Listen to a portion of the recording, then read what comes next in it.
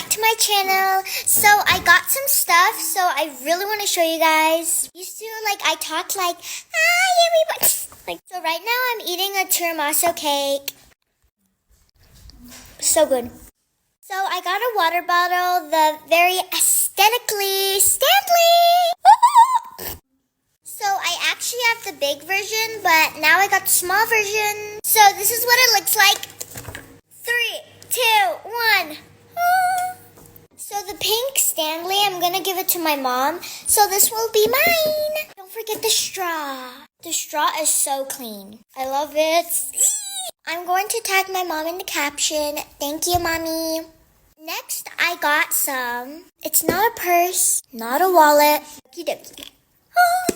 So I got some glasses. Dang, I look fire.